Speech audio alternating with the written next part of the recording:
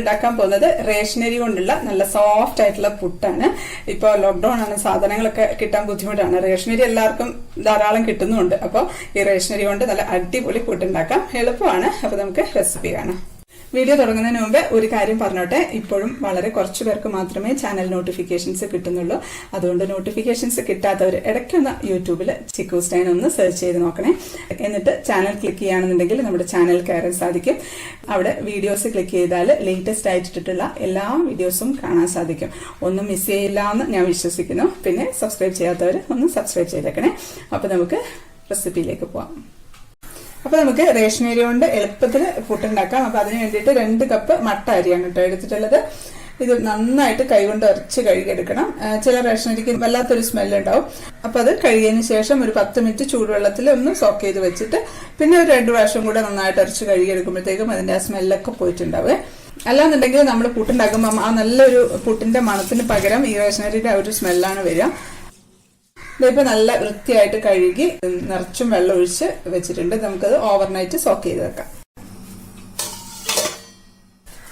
ഇതിപ്പം രാവിലെ ആയിട്ടുണ്ട്, ഒരു പ്രാവശ്യം കൂടെ ഒന്ന് കഴുകിയെടുക്കാം കേട്ടോ. ഇത് അരിപ്പയിലേക്കൊന്ന് അരിച്ചു വെക്കാം.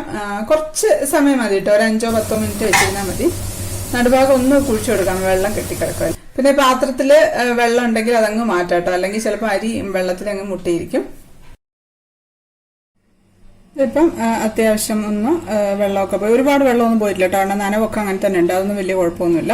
നമുക്കിതെടുത്ത് മിക്സിയുടെ ജാറിലേക്ക് ഇട്ടൊന്ന് അടിച്ചെടുക്കാം. ഇത് 2 പ്രാവശ്യമായിട്ട് അടിക്കേണ്ടി വരും. ഇതൊന്ന് ഞാൻ അടിച്ചിട്ട് വരട്ടെ. പൊടിച്ചെടുത്തിട്ടുണ്ട്. 2-3 പ്രാവശ്യമായിട്ട് അങ്ങ് പൊടിച്ചെടുത്താൽ മതി. ഇതിപ്പം എല്ലാം പൊടിച്ചെടുത്തിട്ടുണ്ട്. പിന്നെ സാധാരണ പുട്ടുപൊടി പോലെ ഇത് വറക്കേണ്ട ആവശ്യമില്ല കേട്ടോ. ഇതൊന്ന് നനച്ചെടുത്താൽ മതി. വേണ്ടത് ചെറിയ തരിതരാന്നാണുള്ളത്. റവയുടെ ഒക്കെ തരി പോലെയാണ് ഉള്ളതല്ല.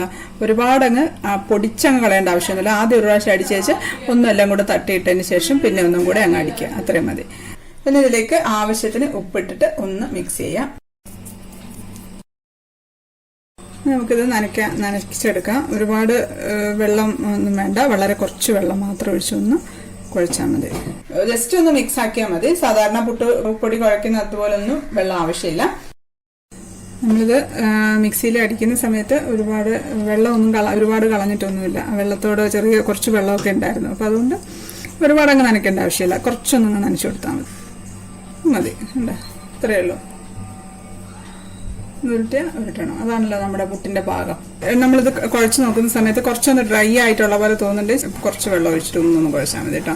നമ്മൾ സാധാരണ പുട്ടുണ്ടാക്കുന്ന പോലെ തേങ്ങ ഇട്ട് കൊടുക്കാം. പുട്ടുപൊടിയിട്ട് 2 പീസായിട്ട് കേട്ടോ ഉണ്ടാക്കാറ്. നടുവിലും കുറച്ച് തേങ്ങ ഇട്ട് കൊടുക്കാം.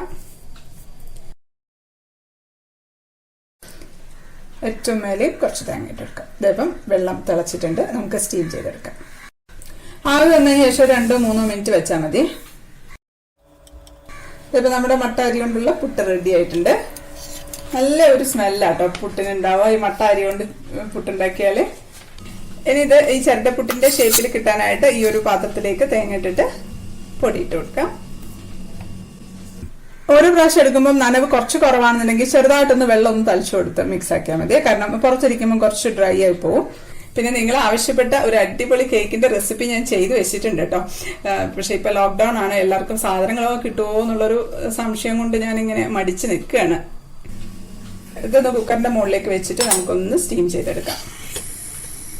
ഇത് ആവി വന്നതിന് ശേഷം 2-3 മിനിറ്റ് വെച്ചിരുന്നാൽ മതി. ഇപ്പൊ നമ്മുടെ ചിരട്ടപ്പുട്ട് റെഡി ആയിട്ടുണ്ട്.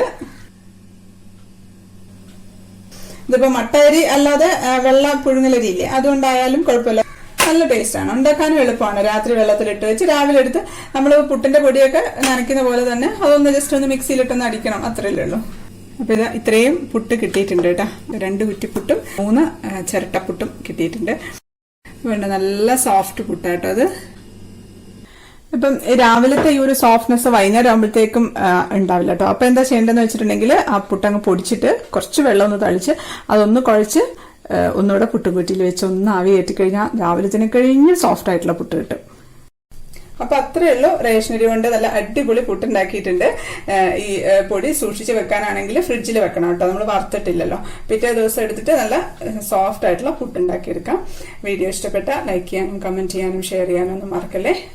സബ്സ്ക്രൈബ് ചെയ്യാത്തവര് ഒന്ന് സബ്സ്ക്രൈബ് ചെയ്തേക്കണേ. അപ്പൊ നമുക്ക് അടുത്തൊരു അടിപൊളി റെസിപ്പി ആയിട്ട് കാണാം. അതുവരേക്കും stay happy, stay positive. By.